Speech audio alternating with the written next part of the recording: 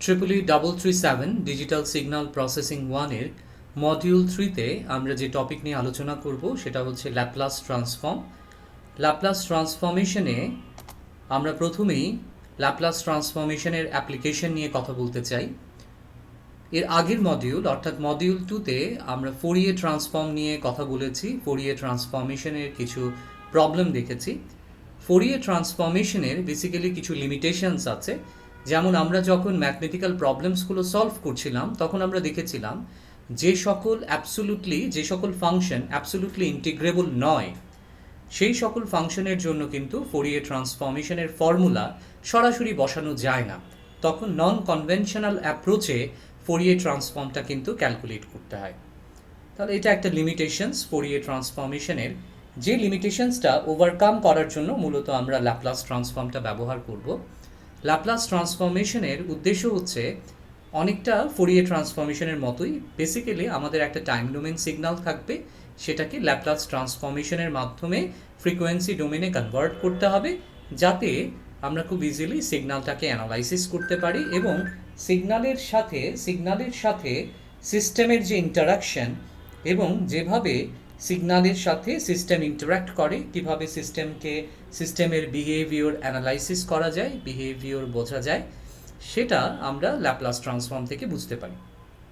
তাহলে প্রথমেই আমরা চলে আসি যে ল্যাপ্লাস ট্রান্সফরমেশনের পদ্ধতিটা কি।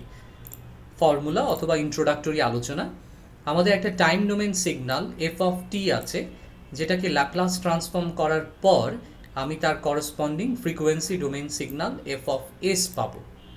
তাহলে আমরা খুব ইজিলি দেখতে পাচ্ছি এখানে এফ অফ টি একটা টাইম ডোমেন সিগন্যাল, কেননা এখানে টি হচ্ছে ইন্ডিপেন্ডেন্ট টাইম ভ্যারিয়েবল অর্থাৎ টাইম ডোমেনের ভ্যারিয়েবল, আর এখানে এফ অফ এস সেটা হচ্ছে ফ্রিকোয়েন্সি ডোমেন সিগন্যাল, যেখানে এসটা হচ্ছে ল্যাপ্লাস ট্রান্সফর্ম ভ্যারিয়েবল।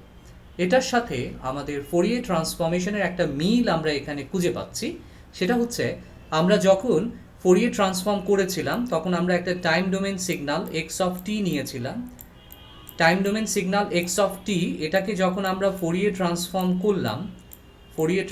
করলাম তখন এটার করসপন্ডিং ফোরিয়ে ট্রান্সফর্ম আমরা পেয়েছিলাম এক্স ওমেগা, অথবা এটাকে এক্স জে ওমেগা দিয়েও আমরা প্রকাশ করেছি, এক্স জে ওমেগা। তার লক্ষণীয় বিষয় হচ্ছে ফোরিয়ে ট্রান্সফরমেশনের সময় ওমেগা ছিল আমার ভ্যারিয়েবল অথবা জে ওমেগা ছিল আমার ভ্যারিয়েবল, আর এখানে ল্যাপ্লাস ট্রান্সফরমেশনে এস হচ্ছে আমার ভ্যারিয়েবল। এখন আরেকটা বিষয় মিল আছে, সেটা হচ্ছে আমরা যখন ফোরিয়ে ট্রান্সফর্ম করেছি তখন আমরা দেখেছি যে এক্স ওমেগা যখন আমরা ক্যালকুলেট করি তখন ফর্মুলাটা ছিল এরকম যে মাইনাস ইনফিনিটি থেকে আমরা প্লাস ইনফিনিটি পর্যন্ত ইন্টিগ্রেট করব, আমাদের এক্স অফ টি এই টাইম ডোমেন সিগন্যালটা থাকবে এবং এক্স অফ টি এর সাথে আমরা একটা নেগেটিভ এক্সপোনেনশিয়াল মাল্টিপ্লাই করব E to the power minus J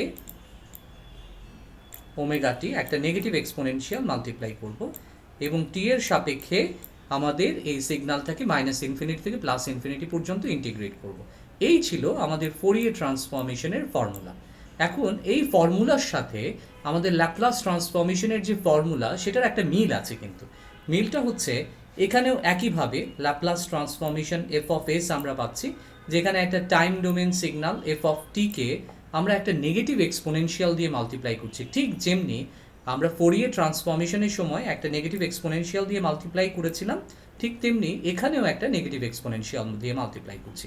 সেখানে যেরকম আমাদের ওমেগা ছিল এখানেও কিন্তু আমাদের এস আছে, ঠিক আছে? তাহলে মিলটা কিন্তু রয়েছে। তবে ল্যাপ্লাস ট্রান্সফরমেশনে সবচেয়ে অ্যাডভান্টেজ সেটা হচ্ছে ফোরিয়ে ট্রান্সফর্ম যেখানে আমাদের নন অ্যাবসোলুটলি ইন্টিগ্রেবল ফাংশনের ক্ষেত্রে সরাসরি ফর্মুলা ইউজ করা যায় না, সেখানে ল্যাপ্লাস ট্রান্সফরমেশনে কিন্তু নন ইন্টিগ্রেবল ফাংশনের ক্ষেত্রেও আমরা সরাসরি ফর্মুলা ব্যবহার করতে পারি। এটা হচ্ছে ল্যাপ্লাস ট্রান্সফরমেশনের অ্যাডভান্টেজ। তাহলে এখানে আমরা যেটা করব সেটা হচ্ছে আমরা এফ টি এই ফর্মুলাতে আমরা এফ টি ইকুয়াল টু 2 অর্থাৎ একটা ডিসি ভ্যালু আমরা এখানে ধরে নিলাম, ধরে আমাদের এফ অফ এস এর ভ্যালু কি আসে সেটা আমরা একটু দেখতে চাচ্ছি। এর আগে এখানে একটা জিনিস বলে রাখা প্রয়োজন, সেটা হচ্ছে যে আমরা এই ল্যাপ্লাস ট্রান্সফর্ম যে ভ্যারিয়েবল এস এর কথা বলেছি, এই এসটা আসলে কি? এই এসটা হচ্ছে একটা কমপ্লেক্স ভ্যারিয়েবল। আমরা জানি কমপ্লেক্স নাম্বারের দুটো টার্ম, একটা হচ্ছে রিয়েল পার্ট, একটা হচ্ছে ইমাজিনারি পার্ট থাকে।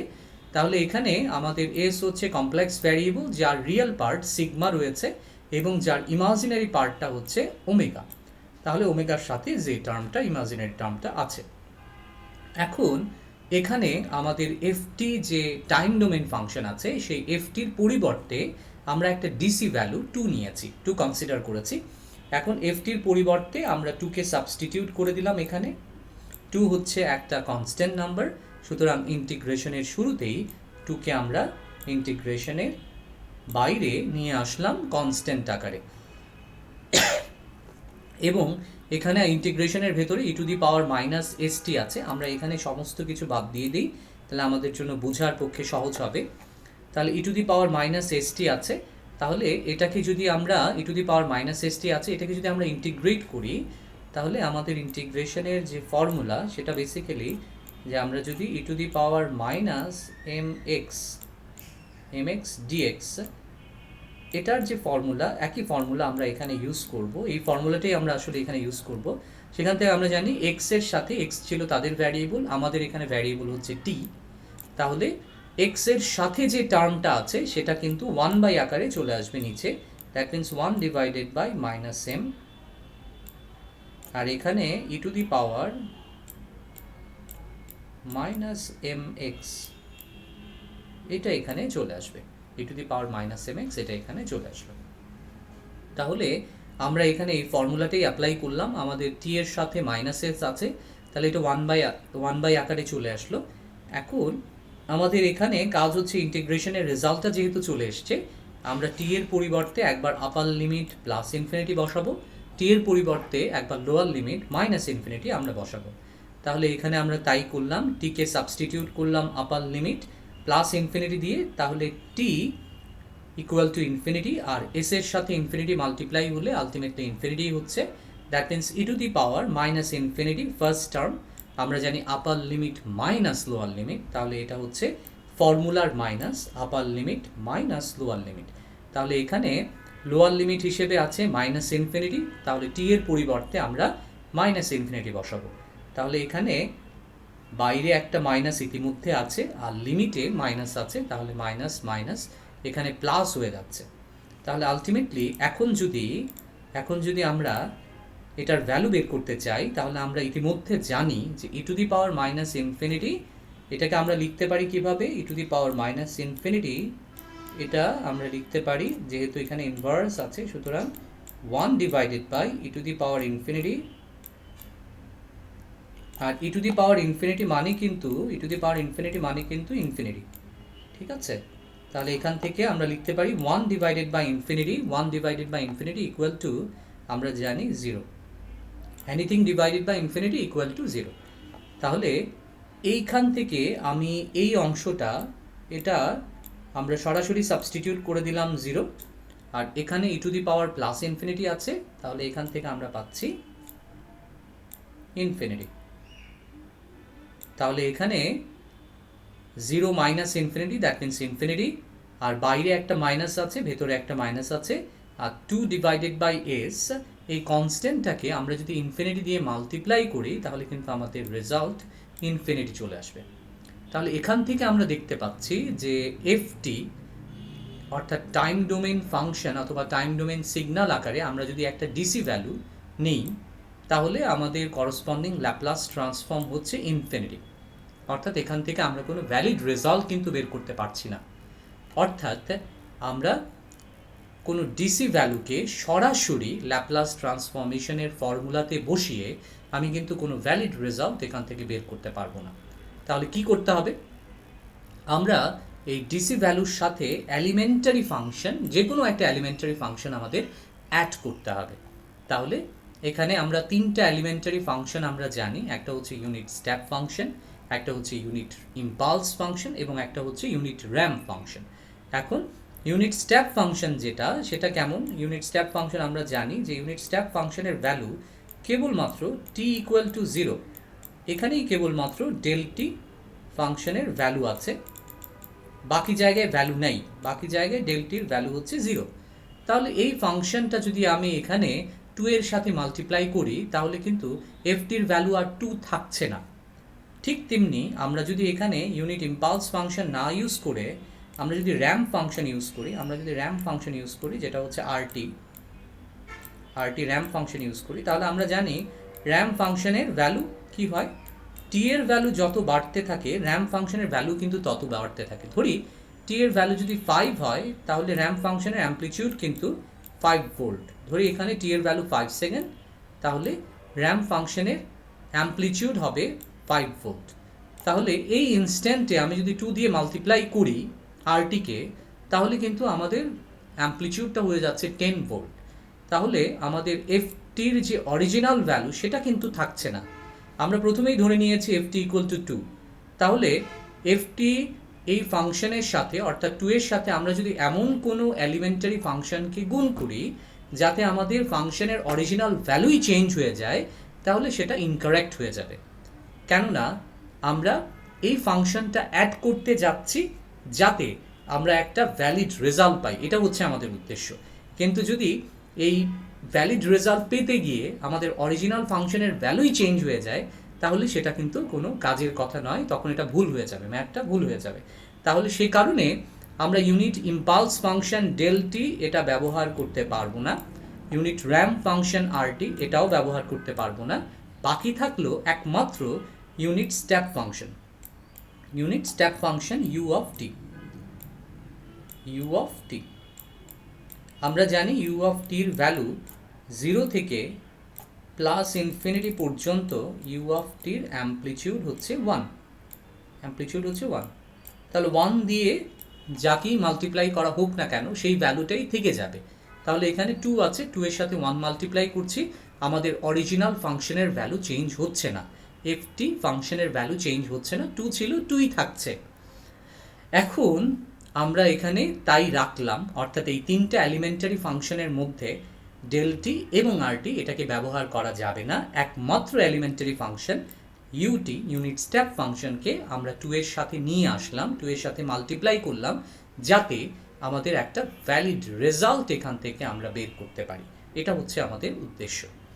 এখন ইউ অফ টি এটাকে আমরা জানি যে এটা হচ্ছে, এটার ম্যাথমেটিক্যাল ডেফিনেশন এখানে দেওয়া আছে, আর গ্রাফিক্যাল রিপ্রেজেন্টেশনটা তো আমরা করে দিয়েছি। এখন আমরা যেটা করব সেটা হচ্ছে ইনিশিয়ালি আমাদের যে ফর্মুলাটা আছে সেই ফর্মুলাতে আমাদের এই ইন্টিগ্রেশনের লিমিটটা হচ্ছে -ইনফিনিটি থেকে +ইনফিনিটি পর্যন্ত, কিন্তু ইউ অফ টি যে ফাংশনটা সেটার এক্সিস্টেন্স কিন্তু 0 থেকে +ইনফিনিটি পর্যন্ত। কেননা 0 থেকে +ইনফিনিটি পর্যন্ত ইউ অফ টির ভ্যালু হচ্ছে 1, আর -ইনফিনিটি থেকে 0 পর্যন্ত ইউ অফ টির অ্যাম্পলিটিউড হচ্ছে 0। তাহলে আমরা এই যে লিমিটটাকে আমরা যদি দুটো ভাগে ভাগ করি, এই যে -ইনফিনিটি থেকে +ইনফিনিটি, এই লিমিটকে যদি আমরা দুটো ভাগে ভাগ করি, অর্থাৎ -ইনফিনিটি থেকে 0 এই একটা লিমিট নিলাম, আর +ইনফিনিটি আর 0 থেকে +ইনফিনিটি এই একটা লিমিটকে যদি আমরা নিই, এবং এখানে আমাদের দুটাতেই কিন্তু ইউ অফ টি আছে, এই যে দুটাতেই ইউ অফ টি আছে, তাহলে এখানে আমরা ইউ অফ টি যদি বসাই তাহলে আমরা দেখেছি যে -ইনফিনিটি থেকে 0 পর্যন্ত ইউ অফ টির ভ্যালু হচ্ছে 0। তাহলে পুরো ইন্টিগ্রেশনের রেজাল্ট কিন্তু 0 হয়ে যাবে। আর 0 থেকে +ইনফিনিটি পর্যন্ত ইউ অফ টির ভ্যালু যেহেতু 1, তাহলে এখানে আমরা ইন্টিগ্রেশনের নন জিরো রেজাল্ট কিন্তু আমরা এখান থেকে পাবো। তাই আমরা কি করলাম, আমরা -ইনফিনিটি থেকে +ইনফিনিটি পর্যন্ত এই লিমিটটা না নিয়ে আমরা কেবলমাত্র 0 থেকে +ইনফিনিটি পর্যন্ত এই লিমিটটা এখানে কনসিডার করেছি। কেন? কারণ কেবলমাত্র এই লিমিটের জন্যই আমরা নন জিরো রেজাল্ট পাবো। সেই কারণে আমরা এখানে ইউ অফ টির ভ্যালু বসিয়ে দিয়েছি, এখানে ইউ অফ টির ভ্যালু হচ্ছে 1। তাহলে 1 দিয়ে 2e⁻⁻ কে মাল্টিপ্লাই করলাম, যা ছিল তাই থাকলো। তাহলে এখানে আমরা এফটির ভ্যালু 2ut এটা বসিয়েছি, ইউটির ভ্যালু 1, দ্যাট মিনস 1 এখানে মাল্টিপ্লাই অবস্থায় আছে। আর e⁻⁻ এটা কিন্তু ফর্মুলার, এটা হচ্ছে ফর্মুলার অংশ, তাহলে এই ফর্মুলার অংশটা এখানে এমনিতেই চলে আসছে। এখন টুটা কনস্ট্যান্ট, এটাকে আমরা বাইরে নিয়ে গেলাম, ইন্টিগ্রেশনের বাইরে নিয়ে আসলাম। এখন কেবলমাত্র e⁻−st এটাকে ইন্টিগ্রেট করলেই আমাদের রেজাল্টটা চলে আসবে। তাহলে আমরা এটাকে ইন্টিগ্রেট করলাম। এখন এই বাঁ পাশের সাথে ডান পাশের পার্থক্যটা হচ্ছে কেবলমাত্র লিমিটে। যেমন এখানে আমাদের লিমিট ছিল +∞ থেকে -∞, কিন্তু এখানে আমাদের আপার লিমিট হচ্ছে +∞, কিন্তু লোয়ার লিমিট কিন্তু 0, যে কারণে আমাদের e⁻−∞, আমরা যখন এই লিমিটটা বসাচ্ছি তখন e⁻−∞ 0 আমরা পেয়েছি, আর e⁻0 এটা আমরা 1 পেয়েছি। তাহলে আমরা দেখতে পাচ্ছি এখানে বাইরে একটা মাইনাস আছে, ভেতরে একটা মাইনাস আছে, তাহলে এটা মাল্টিপ্লাই হলে আমাদের রেজাল্ট আসবে 2/s। তাহলে এই হচ্ছে আমাদের রেজাল্ট, যখন এই হচ্ছে আমাদের ল্যাপ্লাস ট্রান্সফর্ম, যখন আমাদের f(t)র ভ্যালু ছিল 2 × ut। তাহলে এখান থেকে এই স্লাইডটাকে যদি আমরা সামারাইজ করার চেষ্টা করি, যে এই স্লাইড থেকে আমরা কি বুঝলাম, ল্যাপ্লাস ট্রান্সফরমেশনের বেসিক আমরা কি বুঝলাম, তাহলে আমরা এটা বলতে পারি যে ut, ইউনিট স্টেপ ফাংশনের ল্যাপ্লাস ট্রান্সফর্ম হচ্ছে 1/s, যেটা আমরা এখান থেকে পেয়েছি 1/s। এবং u(t)র সাথে আমরা যদি একটা কনস্ট্যান্ট ভ্যালুকে নিয়ে আসি, তাহলে সেই কনস্ট্যান্ট ভ্যালু ল্যাপ্লাস ট্রান্সফরমেশনের পর এটা কিন্তু আমাদের উপরে নিউমেরেটরে মাল্টিপ্লাই হয়ে যাবে, অর্থাৎ এই 2টা উপরে চলে আসবে।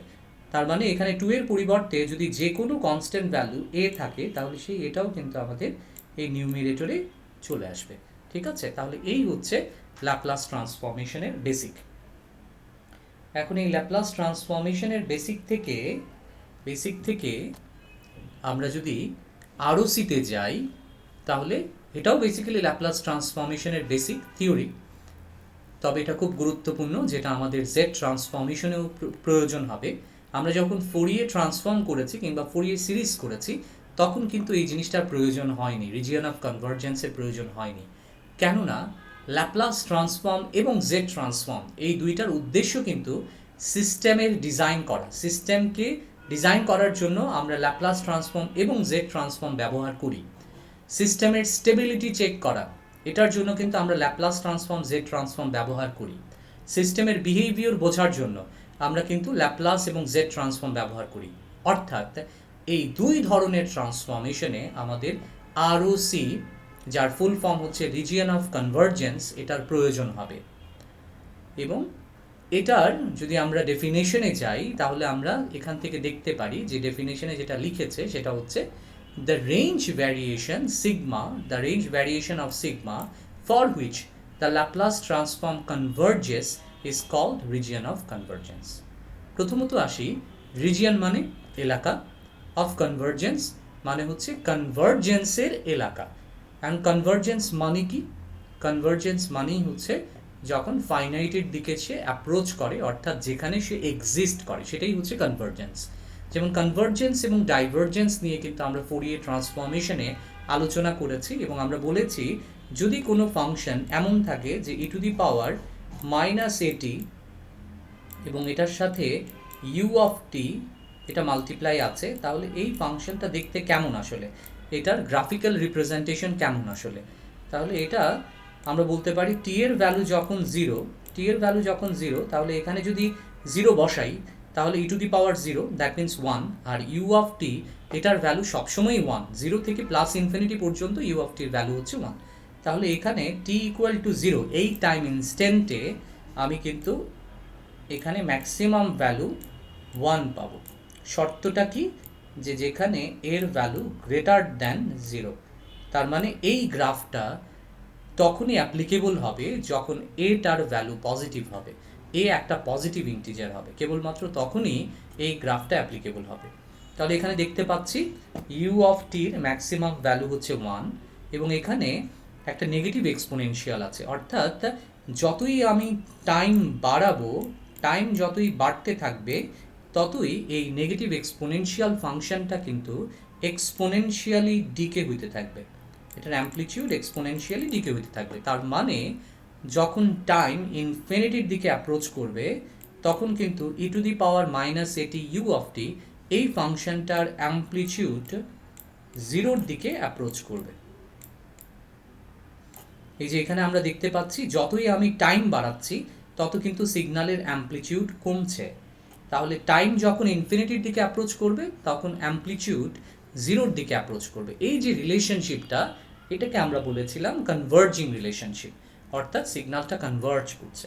তাহলে খুব স্বাভাবিক, যেহেতু অ্যামপ্লিটিউড ডিকে হচ্ছে, অ্যামপ্লিটিউড জিরোর দিকে যাচ্ছে, তাহলে জিরোর কাছাকাছি কিংবা জিরো ভ্যালু, আর জিরো হচ্ছে একটা ফাইনাইট ভ্যালু। এখন এই যে রিলেশনশিপটা, এটাকে আমরা কনভার্জিং বলছি। তাহলে কনভার্জিং মানেই হচ্ছে ফাইনাইট, এবং যেখানে আমাদের সেই ট্রান্সফরমেশনটা এক্সিস্ট করে। এটা যদি জেড ট্রান্সফর্ম হয় তাহলে জেড ট্রান্সফর্ম, যদি ল্যাপ্লাস ট্রান্সফর্ম হয় তাহলে ল্যাপ্লাস ট্রান্সফর্ম। আচ্ছা, এখন ডাইভারজেন্স এটা আসলে কি? এই সেম জিনিসের ক্ষেত্রে শুধুমাত্র আমরা এর ভ্যালুটা যদি চেঞ্জ করে দিই, এর ভ্যালু আমরা ধরলাম যে এ ইজ লেস দ্যান জিরো, তার মানে এর ভ্যালুটা হচ্ছে নেগেটিভ। তাহলে এর নেগেটিভ ভ্যালুর জন্য আমরা এখানে নেগেটিভ একটা ভ্যালু বসালে ই টু দি পাওয়ার মাইনাস এটি হয়ে যাবে ই টু দি পাওয়ার প্লাস এটি, মাইনাস মাইনাস প্লাস হয়ে যাবে, তখন এটা হয়ে যাবে পজিটিভ এক্সপোনেনশিয়াল। তাহলে ইউ অফ টি এর অ্যামপ্লিটিউড, ম্যাক্সিমাম অ্যামপ্লিটিউড হচ্ছে 1, তাহলে আমরা 1 নিলাম, এবং যতই আমি টাইম বাড়াতে থাকবো, যেহেতু এটা পজিটিভ এক্সপোনেনশিয়াল, তার মানে এটা এক্সপোনেনশিয়ালি এবার কিন্তু ডিকে হবে না, এবার ইনক্রিজ করতে থাকবে। এভাবে এক্সপোনেনশিয়ালি ইনক্রিজ করতে থাকবে। সে যাচ্ছে কোথায়? সে যাচ্ছে প্লাস ইনফিনিটির দিকে, সে ইনফিনিটির দিকে অ্যাপ্রোচ করছে। তার মানে টাইম যখন ইনফিনিটির দিকে অ্যাপ্রোচ করবে তখন সিগন্যালের অ্যামপ্লিটিউডও ইনফিনিটির দিকে অ্যাপ্রোচ করবে। এই যে রিলেশনশিপটা, এই রিলেশনশিপটাকে আমরা বলি ডাইভার্জিং রিলেশনশিপ, অর্থাৎ তখন সিগন্যালটা ডাইভার্জ করছে। ঠিক আছে? তাহলে ডাইভার্জেন্স মানেই হচ্ছে ইনফাইনাইট, ডাইভার্জেন্স মানেই হচ্ছে সেই ট্রান্সফরমেশনটা সেখানে এক্সিস্ট করে না। তাহলে এই বিষয় কনভার্জেন্স এবং ডাইভার্জেন্সের এক্সপ্লেনেশন। এখন রিজিয়ন অফ কনভার্জেন্স মানে কি? সে সকল এলাকা, একটা গ্রাফিক্যাল রিপ্রেজেন্টেশনে অথবা একটা গ্রাফে সেই সকল এলাকার কথা বলা হচ্ছে যে সকল এলাকায় ল্যাপ্লাস ট্রান্সফর্ম ফাইনাইট হবে, যে সকল এলাকায় ল্যাপ্লাস ট্রান্সফর্ম এক্সিস্ট করবে, সেটাই হচ্ছে রিজিয়ন অফ কনভার্জেন্স। আর যে সকল এলাকায় ল্যাপ্লাস ট্রান্সফর্ম ইনফাইনাইট হয়ে যাবে, এক্সিস্ট করবে না, সেটাই হচ্ছে রিজিয়ন অফ ডাইভার্জেন্স। তাহলে এই থেকে আমরা এখানে রিজিয়ন অফ কনভার্জেন্সের একটা কনসেপ্ট আমরা তৈরি করতে পারি। এবং এখানে আরেকটা গুরুত্বপূর্ণ বিষয় হচ্ছে যে এই রিজিয়ন অফ কনভার্জেন্সে যে রিজিয়ন অথবা যে ভ্যারিয়েশন রেঞ্জের কথা বলা হচ্ছে, রেঞ্জ ভ্যারিয়েশনের কথা বলা হচ্ছে, সেটা আসলে সিগমার। এখন সিগমা বিষয়টা কি? আমরা জানি যে এস হচ্ছে কমপ্লেক্স ভ্যারিয়েবল, যার দুটা পার্ট আছে, রিয়েল পার্টটা হচ্ছে সিগমা আর ইমাজিনারি পার্টটা হচ্ছে ওমেগা। তাহলে S equal to sigma plus J omega. এখন এই যে ভ্যারিয়েশন অথবা রেঞ্জের কথা বলছি, একটা রিজিয়নের কথা বলছি, এই রিজিয়নের লোয়ার ভ্যালু আপার ভ্যালু যে রেঞ্জটা আছে সেটা আসলে সিগমার জন্য বলা হচ্ছে। তাহলে সিগমার জন্যই কেবলমাত্র এই রেঞ্জটা প্রযোজ্য। এখন এই হচ্ছে রিজিয়ন অফ কনভার্জেন্সের ডেফিনেশন। এবার আমরা দুটো এক্সাম্পল দিয়ে রিজিয়ন অফ কনভার্জেন্সকে বোঝার চেষ্টা করব। প্রথমেই আসি এই ল্যাপ্লাস ট্রান্সফরমেশনে আরওসিকে কিভাবে ড্র করা যায়। আরওসিরও বেসিক্যালি দুই ধরনের রিপ্রেজেন্টেশন, একটা হচ্ছে ম্যাথমেটিক্যাল রিপ্রেজেন্টেশন, যেটা এখানে একটা দেখানো হয়েছে আর এখানে আরেকটা দেখানো হয়েছে। এটা হচ্ছে আরওসির ম্যাথমেটিক্যাল ডেফিনেশন, আর এটা হচ্ছে আরওসির গ্রাফিক্যাল রিপ্রেজেন্টেশন, যেটা আমরা গ্রাফে দেখিয়েছি। ঠিক আছে? আচ্ছা, এখন আমরা ফার্স্ট যে এক্সাম্পল সেটা যদি দেখি, এখানে বলা হচ্ছে real value of S. S হচ্ছে কমপ্লেক্স নাম্বার, তাহলে রিয়েল ভ্যালু অফ এস বলতে আমরা আসলে সিগমাকে ইন্ডিকেট করছি। তাহলে এখানে সিগমার কথা বলা হচ্ছে যে সিগমার value is greater than minus A, এটা হচ্ছে তার ম্যাথমেটিক্যাল ডেফিনেশন। আর সেকেন্ড এক্সাম্পলে বলা হচ্ছে রিয়েল ভ্যালু অফ এস অর্থাৎ sigma is less than minus A. তাহলে এখানে দুটো ভ্যালু, একটাতে গ্রেটার দেন, একটাতে লেস দেন। তাহলে এখন এটাকে যদি আমরা গ্রাফিক্যালি ফিগার দিয়ে বুঝবার চেষ্টা করি কিংবা আঁকার চেষ্টা করি, তাহলে এটাকে কিভাবে আমরা আঁকতে পারি?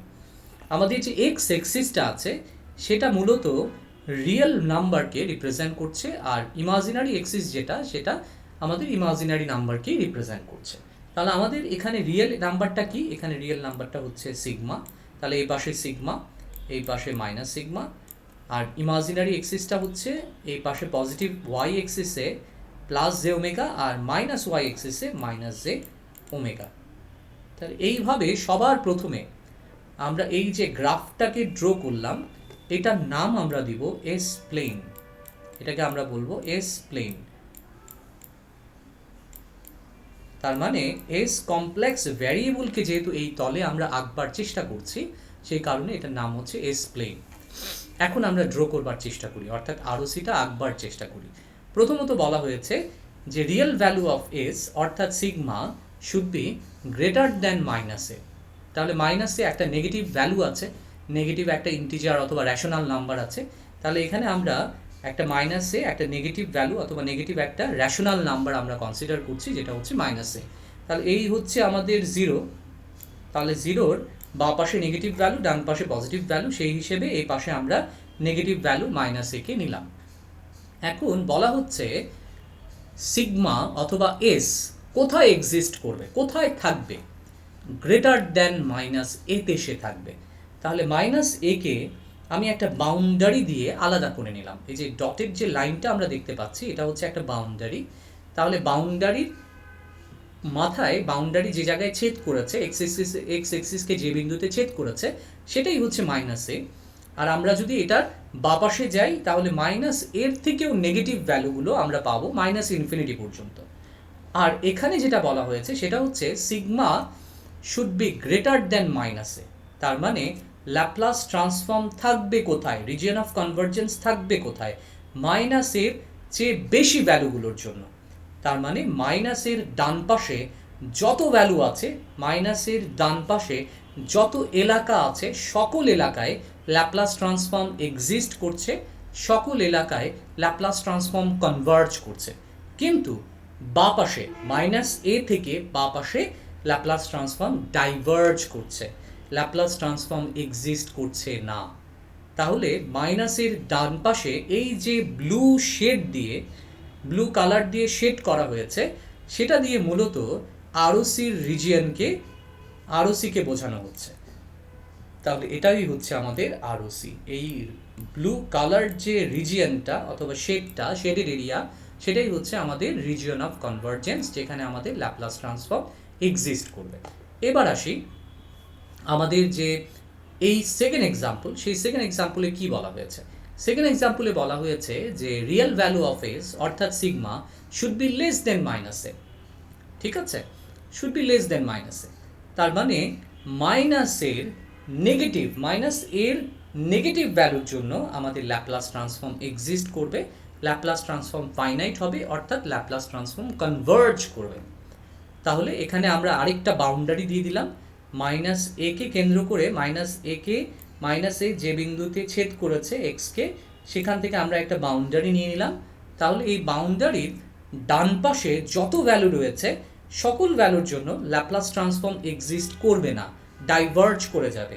তার মানে মাইনাসের বা পাশে অর্থাৎ লেস দেন মাইনাসে নেগেটিভ ভ্যালুর জন্য ল্যাপ্লাস ট্রান্সফর্ম এক্সিস্ট করবে, কনভার্জ করবে, ফাইনাইট হবে।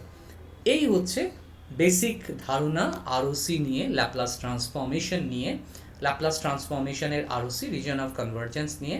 এখন এখানে একই সাথে একটা এস এর ভ্যালু একই সাথে গ্রেটার দ্যান মাইনাসে অথবা লেস দ্যান মাইনাসে হয় কি না এটা নিয়েও একটা কনফিউশন তৈরি হতে পারে। বেসিক্যালি এখানে দুটো আলাদা আলাদা এক্সাম্পল দেখানো হয়েছে। আমরা মূলত প্রথমে যেটা করি সেটা হচ্ছে প্রথমে আমরা ল্যাপ্লাস ট্রান্সফরমেশনের ম্যাথটা সলভ করি। ল্যাপ্লাস ট্রান্সফরমেশনের মাধ্যমে আমাদের একটা ইকুয়েশন তৈরি হয়, সেই ইকুয়েশন থেকে পরবর্তীতে শেষ ধাপে আমরা আরওসি বের করি। কিন্তু এখানে যেহেতু আমরা একটা উদাহরণ দেখিয়ে আরওসি বুঝবার চেষ্টা করেছি, তাই এখানে প্রথমে শুধু একটা আরওসি ধরে নেওয়া হয়েছে, ক্যালকুলেট করা হয়নি, ধরে নেওয়া হয়েছে, এবং তার জন্য এটা আরওসিটা ড্র করে দেখানো হয়েছে একটা এক্সাম্পল হিসেবে। তাহলে এই ছিল আরওসির কনসেপ্ট। এবার আমরা আরওসির প্রপার্টিতে চলে যাব, রিজিয়ন অফ কনভার্জেন্সের প্রপার্টি।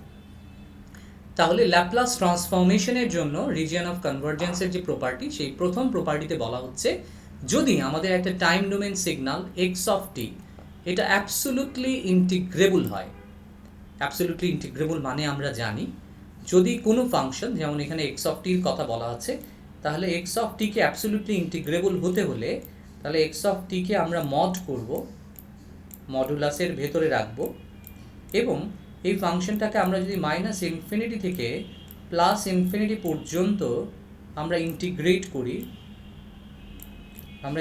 করি এবং আমাদের ইন্টিগ্রেশনের রেজাল্ট যদি লেস দ্যান ইনফিনিটি অর্থাৎ ফাইনাইট হয়, তখন সেটাকে আমরা বলি অ্যাবসোলুটলি ইন্টিগ্রেবল। এটা হচ্ছে প্রথম কথা, যে এক্স অফ টি যদি অ্যাবসোলুটলি ইন্টিগ্রেবল হয় এবং এক্স অফ টি যদি ফাইনাইট ডিউরেশন একটা সিগন্যাল হয়, আমাদের টাইম ডোমেন সিগন্যাল সেটা ফাইনাইট ডিউরেশন, তাহলে এখানে আমরা ফাইনাইট ডিউরেশন এবং ইনফাইনাইট ডিউরেশন বলতে আসলে কি বোঝায় সেটা একটু বুঝবার চেষ্টা করি। যদি আমাদের এখানে দুটো সিগন্যাল থাকে, যেমন x1t এটা একটা সিগন্যাল, যেমন এটাকে আমরা এইভাবে দেখাতে পারি যে 0 থেকে 3 এই টাইম ইনস্ট্যান্টে x1t এই সিগন্যালটার অ্যামপ্লিটিউড হচ্ছে 1, এটা একটা সিগন্যাল। আরেকটা সিগন্যাল আমরা কনসিডার করতে পারি, সেটা হচ্ছে x2t এরকম আরেকটা সিগন্যাল আমরা কনসিডার করলাম। তাহলে সেটা আমরা এভাবে চিন্তা করি যে এটা হচ্ছে এরকম, এই সিগন্যালটা এদিকে প্লাস ইনফিনিটির দিকে যাচ্ছে, এদিকে মাইনাস ইনফিনিটির দিকে যাচ্ছে। তাহলে এই দুটার মধ্যে কোনটা ফাইনাইট ডিউরেশন? কিন্তু এখানে বোঝাই যাচ্ছে যে টাইমটা যেহেতু মাইনাস ইনফিনিটি থেকে প্লাস ইনফিনিটির দিকে যাচ্ছে, তার মানে ডিউরেশনটা হচ্ছে টুয়াইস ইনফিনিটি কিংবা ইনফিনিটি।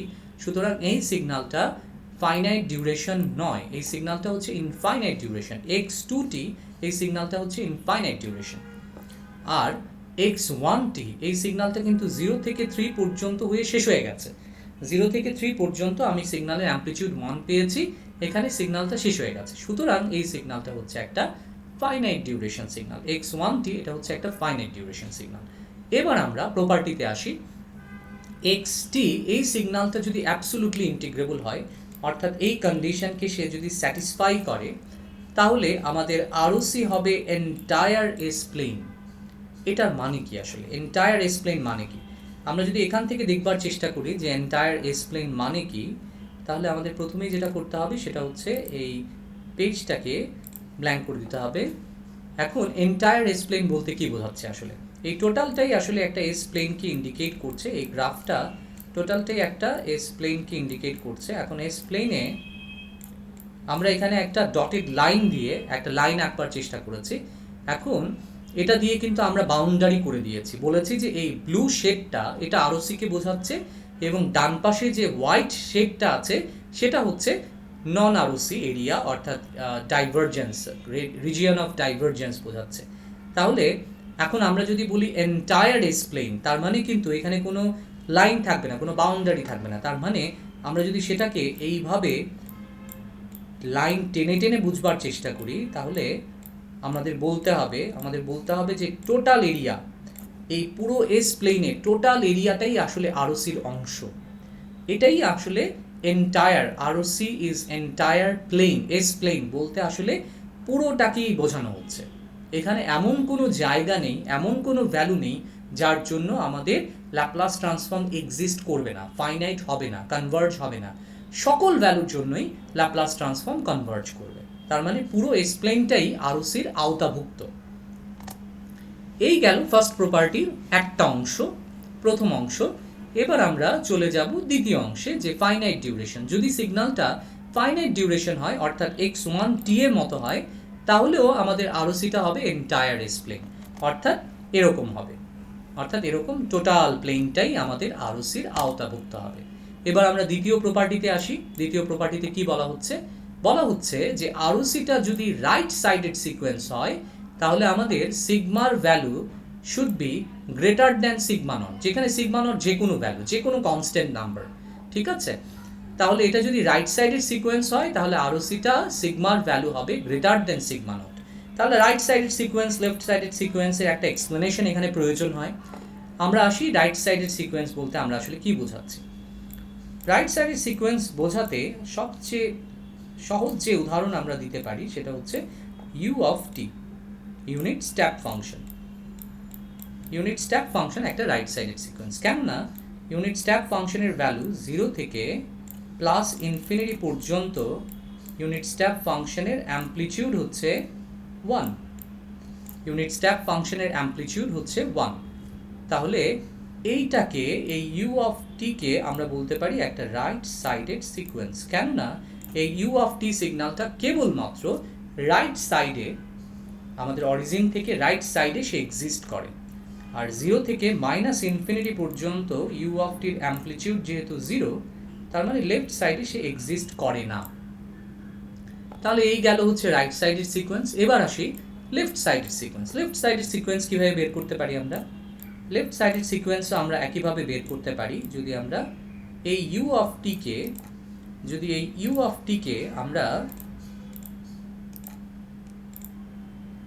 টাইম রিফ্লেকশন করে দিই, এখানে ইউ অফ টি আছে, এই ইউ অফ টিকে আমরা টাইম রিফ্লেকশন করে দিই, অর্থাৎ ইউ অফ মাইনাস টি করে দিই। ইউ অফ মাইনাস টি করলে কি হবে? এই ডান পাশের সিগন্যালটা চলে আসবে বাঁ পাশে। তাহলে এই সিগন্যালটা এই পাশে চলে আসলো, অর্থাৎ 0 থেকে সে চলে গেল মাইনাস ইনফিনিটির দিকে, অর্থাৎ 0 থেকে মাইনাস ইনফিনিটি পর্যন্ত ইউ অফ মাইনাসটির অ্যামপ্লিটিউড হচ্ছে 1।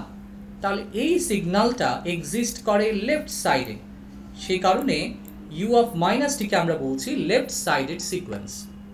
তাহলে বুঝলাম ইউ অফ টি এবং ইউ অফ মাইনাস টি হচ্ছে লেফট সাইডেড এবং রাইট সাইডেড সিকোয়েন্স। এবং বলা হচ্ছে যে আমাদের পরের প্রপার্টিতে বলা হচ্ছে এক্স অফ টি যদি টু সাইডেড সিকোয়েন্স হয়, অর্থাৎ যেখানে লেফট সাইড এবং রাইট সাইড দুটোই এক্সিস্ট করে, তাহলে কি হতে পারে? আমরা এই সেম জিনিসকে ইউ অফ মাইনাস টির সাথে এপাশে যদি অ্যাড করে দিই, রাইট সাইডে যদি অ্যাড করে দিই প্লাস ইনফিনিটি পর্যন্ত, তাহলে এখানে কি হচ্ছে? ইউ অফ মাইনাস টি, এটা হচ্ছে লেফট সাইডেড সিকোয়েন্স, তার সাথে আমি যোগ করছি ইউ অফ টিকে, যেটা একটা রাইট সাইডেড সিকোয়েন্স। তাহলে এটা হচ্ছে এক্স অফ টি, এমন একটা সিগন্যাল। অথবা একটু আগে আমরা আরেকটা প্রবলেম করেছি, সেটা হচ্ছে সিগনাম ফাংশন। সিগনাম ফাংশনে কিন্তু একটা টু সাইডেড সিকোয়েন্স। কেমন? কারণ আমরা সিগনাম ফাংশনে দেখেছি যে এখানে +1, এদিকে আমাদের -1, এরকম একটা ফাংশন কিন্তু সিগনাম ফাংশন SGNT। সিগনাম ফাংশন হচ্ছে একটা টু সাইডেড সিকোয়েন্স। এখানে রাইট সাইডেড সিকোয়েন্সও আছে, লেফট সাইডেড সিকোয়েন্সও আছে। এই হচ্ছে লেফট সাইড এবং রাইট সাইড সিকোয়েন্সের এক্সপ্লেনেশন। এখন বলা হচ্ছে সিগন্যালটা যদি রাইট সাইডেড সিকোয়েন্স হয়, অর্থাৎ ইউ অফ টি হয়, তাহলে আমাদের আরওসির ভ্যালু কি হবে? আরওসিটা কেমন হবে? আরওসিতে সিগমার ভ্যালু হবে গ্রেটার দ্যান সিগমা নট, একটা কনস্ট্যান্ট কোনো একটা নাম্বার 1 2 3 4 হাফ 1/3 1/5 যাই হোক না কেন, সেটার ভ্যালু গ্রেটার দ্যান হবে। সেই ভ্যালু থেকে আমাদের আরওসিটা সেই ভ্যালুর বেশি ভ্যালুতে থাকবে, অর্থাৎ পজিটিভে থাকবে, ডাউন দিকে থাকবে। ঠিক আছে? আর যদি লেফট সাইডেড সিকোয়েন্স হয়, তাহলে সিগমা নট কোনো একটা কনস্ট্যান্ট নাম্বার যদি আমরা নিই, তাহলে আমাদের আরওসিটা সেই নাম্বারের বাঁ দিকে থাকবে, অর্থাৎ লেস দেন হবে। ঠিক আছে? তাহলে এখান থেকেই বোঝা যাচ্ছে যে আসলে বিষয়টা কি। যেমন এখানে আমরা বলেছি যে এখানে আমরা এই সেম জিনিসটা এখানে অ্যাপ্লাই করতে পারি, যে এখানে বলা হয়েছিল যে এস এর ভ্যালু, সিগমার value greater than sigma nought, আর এখানে আমরা বলেছি এস এর ভ্যালু গ্রেটার দ্যান -a, তাহলে সিগমা নট আর -a একই কথা এখানে প্রযোজ্য। তার মানে -a অথবা সিগমা নট যদি কোনো ভ্যালু ধরি, তাহলে তার ডান পাশে যেটুকু রিজিয়ান আছে সেটুকু রিজিয়ান হচ্ছে আমাদের আরওসি। আবার যদি এখানে লেস দেন বলি, লেফট সাইডেড সিকোয়েন্স যদি হয়, তাহলে সিগমা নট একটা ডিসি ভ্যালু, সেটার লেস দেন অর্থাৎ নেগেটিভ দিকে, সেটার নেগেটিভ দিকে আমাদের আরওসিটা হবে,